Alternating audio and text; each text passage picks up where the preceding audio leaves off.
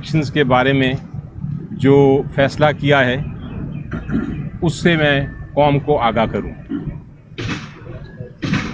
आप सबको पता है कि पीटीआई ने इंट्रा पार्टी इलेक्शंस कराए थे 2021 में और हाल ही में 2022 में, और हाल ही में इलेक्शन कमीशन ऑफ पाकिस्तान ने एक नोटिस दे दिया कि आपको, चूंकि आपने इलेक्शन नहीं कराए तो क्यों ना आपको हम ये बैट का जो बल्ले का सिंबल है वो हम ना दें।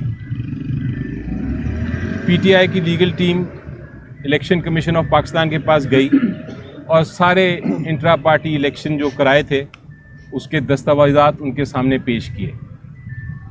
इलेक्शन कमीशन ऑफ पाकिस्तान ने वो देख के और बहस सुनने के बाद ये फ़ैसला किया, और ये फ़ैसला रिपोर्ट भी हुआ पूरी मीडिया पे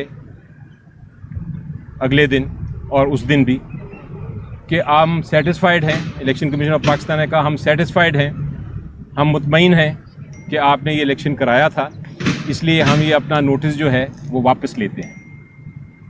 लेकिन फिर तहरीरी फ़ैसला नहीं आ रहा था, तो हमें शक होना शुरू हो गया कि शायद इलेक्शन कमीशन ऑफ पाकिस्तान ये कोशिश कर रहा है कि जो बल्ला है वो पीटीआई को ना दिया जाए इस इलेक्शन के लिए।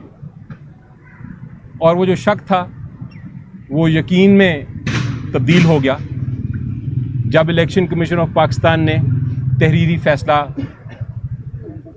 कर दिया। उस फैसले में अपना जो ज़ुबानी अनाउंस फ़ैसला था उसको तब्दील किया और ये कहा कि आपका इलेक्शन हम नहीं मानते, आप 20 दिन के अंदर अंदर इलेक्शन कराएं। हमारी नज़र में ये फ़ैसला गैर आइनी और गैर कानूनी था। उस वक्त हमारे पास दो रास्ते थे, या तो हम इसको चैलेंज करें, अदालत उज़्मा जाएं और इसको, इस फैसले गैर आइनी और गैर कानूनी इलेक्शन कमीशन फैसले को फारिग कराएं। दूसरा रास्ता ये था कि जैसा भी फैसला है, चूँकि इलेक्शन का वक्त करीब आ रहा है, तो हम अपने इंट्रा पार्टी इलेक्शंस करा लें। जब ये पीटीआई की लीडरशिप के सामने ये मामला आया तो हमने ये फ़ैसला किया कि हम दोनों रास्ते अपनाएंगे, अपील भी करेंगे और उसके साथ साथ हम इंट्रा पार्टी इलेक्शंस पीटीआई के भी कराएंगे। मेरी कल इमरान खान साहब से मुलाकात हुई और उसमें ये जो लीडरशिप की तजवीज़ थी वो उसके ऊपर मुशावरत की उनके साथ, और फाइनली उन्होंने ये प्रूव कर दिया। उन्होंने कहा कि फ़ौरन इंट्रा पार्टी इलेक्शंस आप कराएं कानून के मुताबिक, अपने आइन के मुताबिक, और इलेक्शन कमीशन ऑफ पाकिस्तान को कोई बहाना ना दें कि वो बल्ला पीटीआई को ना दें। तो ये तो पहला फ़ैसला हो गया। कल मैंने फिर शाम को जब मीटिंग की लीडरशिप से, तो आज फ़ैसला मैं आपको सुना रहा हूँ कि इंट्रा पार्टी इलेक्शंस हम हफ्ते के दिन, इसी हफ्ते सैटरडे को हम ये इलेक्शंस कराने जा रहे हैं। दूसरा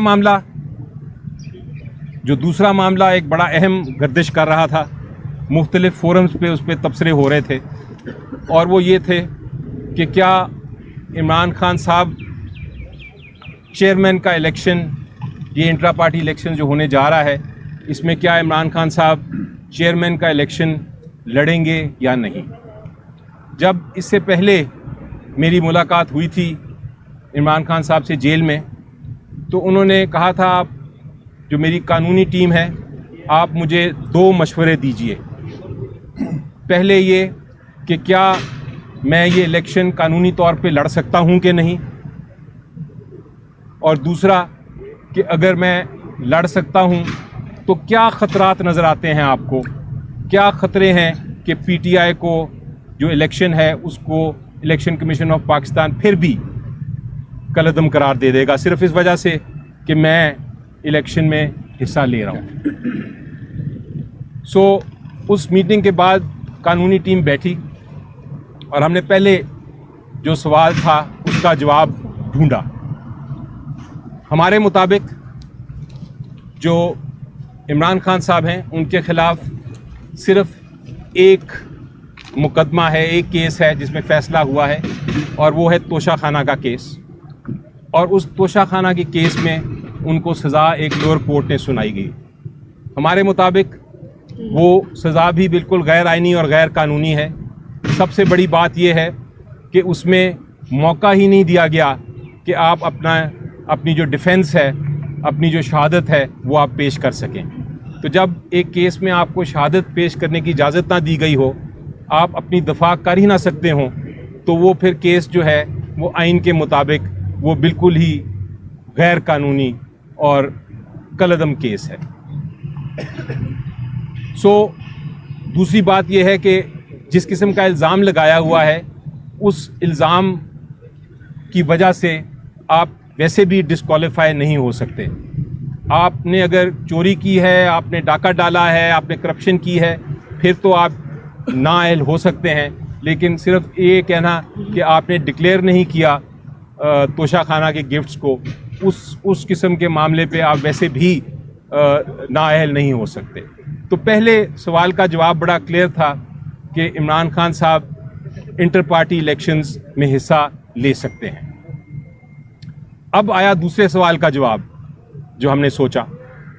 दूसरे सवाल का जवाब ये था, दूसरा सवाल ये था, मैं दोबारा दोहराता हूँ, कि क्या ख़तरात हैं कि अगर इसके बावजूद कि वो नाअहल नहीं हैं, वो इंट्रा पार्टी इलेक्शंस में हिस्सा लेते हैं, तो क्या ख़तरात हैं। इलेक्शन कमीशन ऑफ पाकिस्तान कोई ऐसा आखिरी वक्त पे गैर आइनी और गैर कानूनी फ़ैसला तो नहीं कर सकता जिसकी वजह से पीटीआई को बल्ला ना मिले और पीटीआई के कैंडिडेट्स जो हैं उनकी नॉमिनेशंस कैंसिल हो जाएं।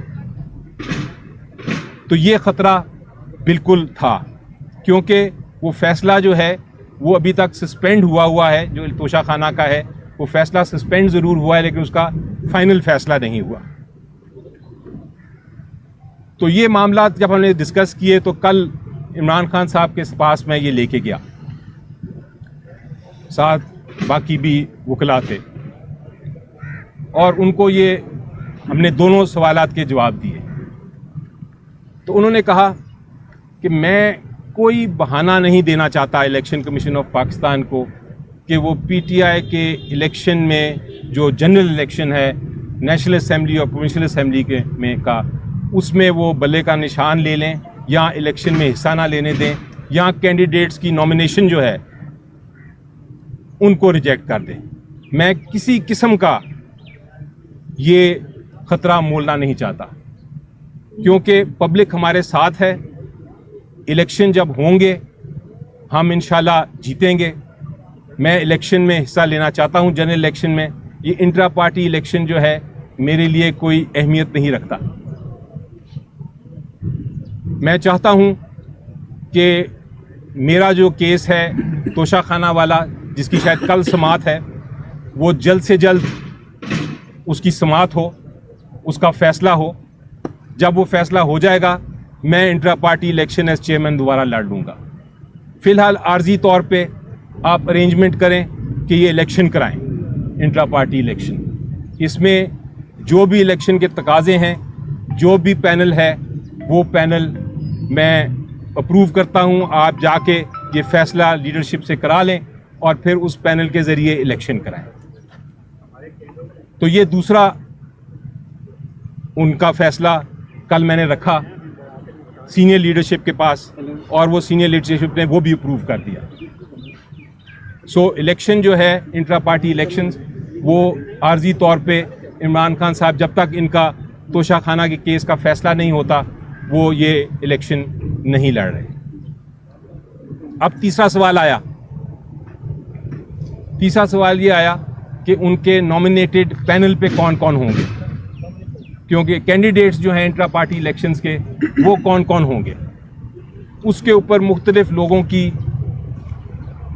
के नाम आए, डिफरेंट अपॉइंटमेंट्स हुई, और ये भी नाम आया फाइनली कि चेयरमैन उनका नॉमिनेटेड केयर टेकर चेयरमैन कौन होगा, यानी जब तक कि वो अपना इलेक्शन नहीं लड़ते इंट्रा पार्टी चेयरमैन के लिए, वो कौन होगा। बहुत से कदावर शख्सियात के नाम सामने आए, लेकिन फैसला ये किया गया कि वो जो कदावर शख्सियात हैं वो मुस्तकिल ओहदे संभाले हुए हैं पार्टी के। वो उनको आर्जी ओहदा देना मुनासिब नहीं है। इसलिए हमें कोई ऐसा शख्सियत चाहिए जो कंट्रोवर्शियल ना हो और जो केयर टेकर मोड का, ये आर्जी तौर पे ये जो अरेंजमेंट है उसका किरदार अदा कर सके। तो अब जो मैं नाम जो उन्होंने सिलेक्ट किया और जो नाम मैं लेने लगा हूं, वो एक ऐसी शख्सियत हैं जो कि कदावर तो हैं लेकिन वो टेम्पररी अरेंजमेंट के लिए बिल्कुल मुनासिब हैं। और उनकी नॉमिनेशन से आपको पता चल जाएगा कि ये कोई -1 फार्मूला नहीं है, ये कोई कू नहीं है। ये इमरान खान साहब के अपने नॉमिनी हैं और ये एक आर्जी तौर पे जो अरेंजमेंट हम कर रहे हैं उसके मुताबिक मुनासिब हैं। ये जो र्यूमर्स चल रहे थे कल के या उससे पहले भी कि कोई -1 हम करेंगे, बिल्कुल नहीं। पीटीआई इमरान खान हैं और इमरान खान पीटीआई हैं। पीटीआई जो है वो इमरान खान साहब के बगैर कुछ नहीं। कागज़ पे अगर आप चेयरमैन हों या ना हों उससे कोई फ़र्क नहीं पड़ता। जो लीडर हैं और मुस्तकिल लीडर हैं वो इमरान खान साहब ही हैं। अभी चूँकि हमने कानूनी जो हमारी कार्रवाई है वो पूरी करनी है, कानून के तकाज़े पूरे करने हैं। इलेक्शन कमीशन का गैर आइनी और गैर कानूनी जो ऑर्डर है उसको हमने इम्प्लीमेंट करना है, तो हमें इसलिए ये करना पड़ रहा है।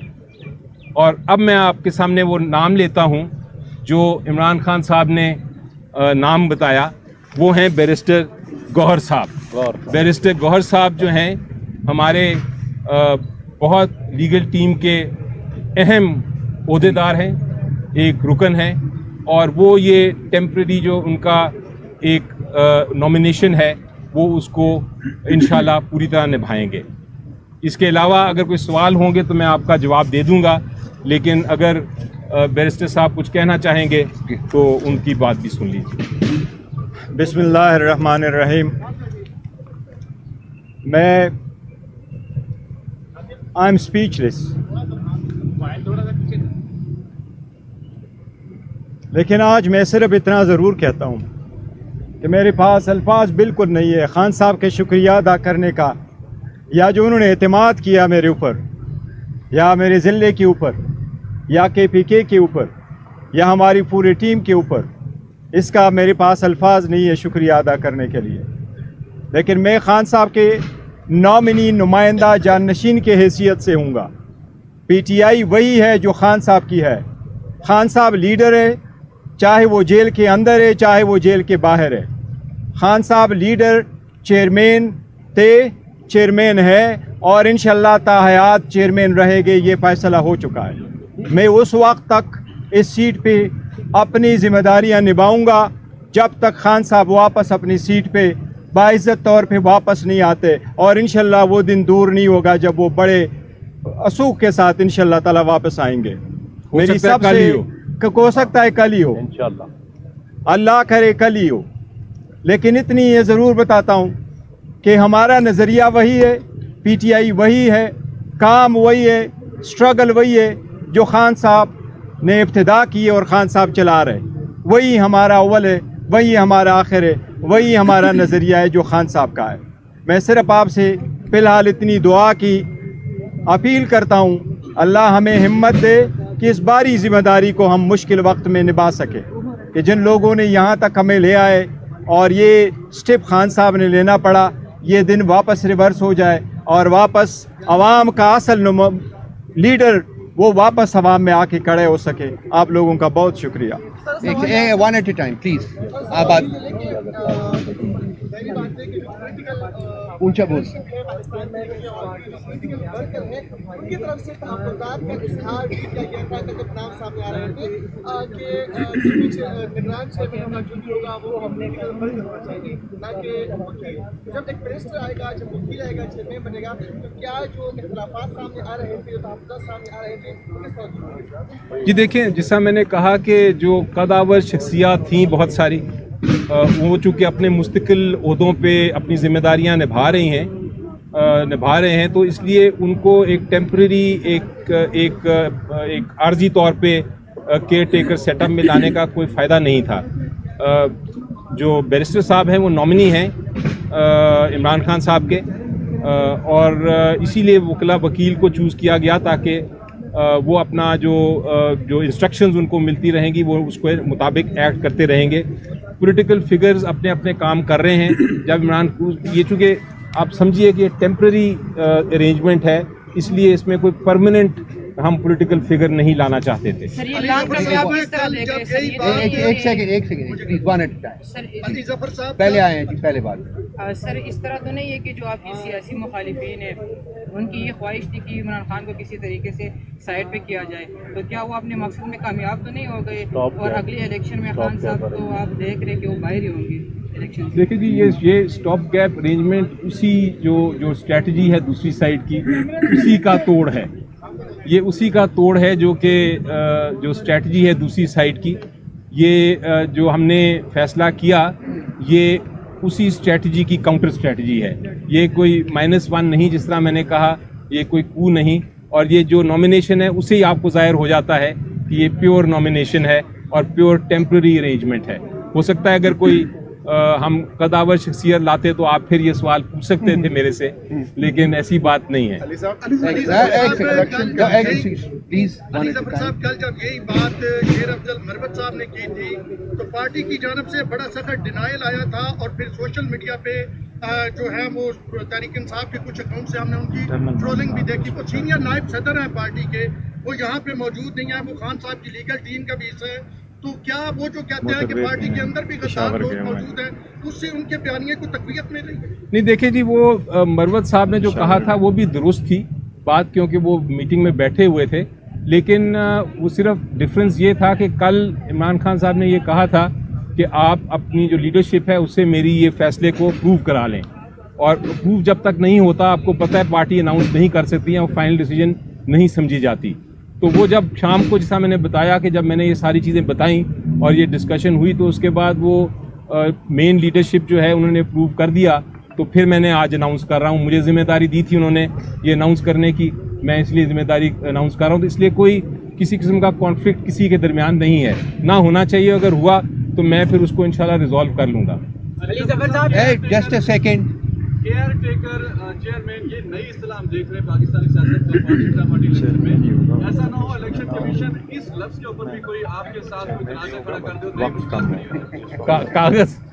कागज पे चेयरमैन ही होगा लिखा हुआ, तो कानूनी कार्रवाई पूरी करेंगे। केयर टेकर सिर्फ मैं इसलिए इस्तेमाल कर रहा हूँ कि मैं इसको एक्सप्लेन करना चाहता हूँ इनके रोल को, ताकि हमारे जो वर्कर्स हैं और पार्टी लीडरशिप है उनका जो खदशात हैं वो खत्म हो जाएं। नुमाइंदे के तौर पर हमने खान साहब से मुलाकात हुई है, लतीफ खोसा साहब और नईम मतियोता साहब की, वो दोनों अडियाला जेल के बाहर ये कह रहे हैं कि चेयरमैन पीटीआई ही इमरान खान साहब ही चेयरमैन होंगे। तो फिर आप यहाँ पर प्रेस कॉन्फ्रेंस कर रही है, आधा घंटे पहले की बात है। जी देखें, पहली बात तो उन्होंने पता नहीं कहा है कि नहीं, ये मुझे नहीं पता। अगर उन्होंने बयान किया है तो उनका अपना ये बयान हो सकता है, उसको मुझे तरदीद करने की ज़रूरत नहीं, आप उनसे खुद ही पूछ लें। लेकिन ये मैं अपनी ज़ाती तौर पे आपको राय दे दूं कि ज़ाती तौर पे मेरी नज़र में जो हकीकतन चेयरमैन हैं पार्टी के, वो इमरान खान साहब ही होंगे। तो अगर वो ये कह रहे हैं तो ये शायद हकीकतन बात कर रहे हैं, कानूनी तौर पे जो भी और हो। आपके पास बड़े सियासी लोग हैं, रऊफ साहब भी थे, बाकी भी लोग थे, बैरिस्टर साहब के ऊपर कोई एतराज़ नहीं, आपका फैसला है। लेकिन शाह महमूद जैसे लोग और परवेज इलाही जैसे लोगों को छोड़ के बैरिस्टर साहब का इसके हवाले से इंतखाब करना, ये हिकमत क्या है, ये भी बताइए। यही मैंने आपको बताया ना जी, कि वो जो इतने लोग थे, जो हमारे बड़े पॉलिटिकल लोग हैं, वो मुस्तकिल ओहदों पे बैठे हैं और वो मुस्तकिल ओहदों पे ही रहेंगे। वो उनको मुनासिब नहीं है कि उनको आप उठा के मुस्तकिल ओहदों से हटा के एक टेम्प्रेरी ओहदे पे ले आएँ। तो इसलिए इसका मकसद यही था कि हम ये एक तो साफ नज़र आ रहा है कि हम ये एक टेम्प्रेरी अरेंजमेंट कर रहे हैं और इसलिए हमारा ये मकसद नहीं है कि कोई ऐसा शख्स आए जिसको हम फिर बाद में हटाएं और वो फिर टेम्प्रेरी तौर पे आए। उनके बड़े अपने अपने जिम्मेदारियां हैं जो उन्होंने निभानी हैं और वो चूँकि परमानेंट नेचर की हैं, इसलिए हम वो परमानेंट नेचर वाले लोगों को किसी तरह से उनको नुकसान नहीं पहुंचाना चाहते। साहब ये बताइएगा कि इंट्रा पार्टी इलेक्शन आप हफ्ते को कराने जा रहे हैं, एक तरफ हम ये देख रहे हैं कि तहरीक इंसाफ के कारकुन जब वो गिरफ्तार हो रहे हैं, झंडा नहीं लगा सकते, मूव नहीं कर सकते, एक्टिविटी नहीं कर सकते। एक सवाल तो ये पूछ सके कि इलेक्शन करा कहाँ रहे हैं और अगर गिरफ्तारियां होती तो फिर वो कौन सी आप इलेक्शन कमीशन की डिमांड? देखिए, हमारे जो इलेक्शन कमिश्नर हैं, चीफ इलेक्शन कमिश्नर और उनके साथ जो उनके दूसरे लोग हैं, वो पूरी तरह आइन के मुताबिक साफ शफाफ इलेक्शन कराएंगे। जो इलेक्शन का प्रोसेस है और किस जगह पे होना है, कैसे होना है, उसमें मेरी कोई इंटरफेरेंस नहीं है, ना होनी चाहिए, क्योंकि वो जो हमारे इंडिपेंडेंट लोग हैं वही अपने कायद और जो रूल्स एंड रेगुलेशन है उसके मुताबिक बनाएंगे।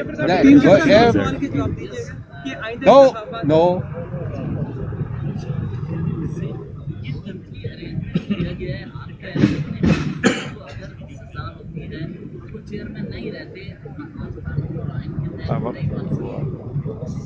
क्या होगा, ये मुस्तकिल रहेंगे आने वाले दिनों में या कब तक है, इनकी डेट क्या होगी? देखिए जी, ये जो आपने सवाल पूछा, पहली बात तो ये है कि इंशाल्लाह ये केसेस जो हैं इतने, मैंने उनको एग्जामिन किया है, इतने वो उनके बेसलेस केसेस हैं, बेबुनियाद केसेस हैं कि उसमें ये कन्विक्शन अपहोल्ड नहीं होगी। लेकिन जब वो वक्त आएगा तब देखेंगे। अभी फिलहाल तो हमारा ये आज का फैसला है। आलिजा खान बोल टीवी से अच्छा सर, आलिजा खान बोल टीवी सर, ये बताइए कि ये अभी इसी सवाल को दूर दे रहा हूँ कि आइंदा इंतखाबात जनरल इलेक्शन जो 2024 में होंगे उनमें चेयरमैन पीटीआई गवर्नर साहब होंगे या चेयरमैन पीटीआई इमरान खान बतौर चेयरमैन लड़ेंगे? मेरा ख्याल है जी, इसका सवाल का जवाब तो मैं ये दे सकता हूँ कि हमारी नज़र में उससे पहले इमरान खान साहब चेयरमैन भी होंगे और उससे पहले इंशाल्लाह वो जनरल इलेक्शन में हिस्सा भी लेंगे इंशाल्लाह।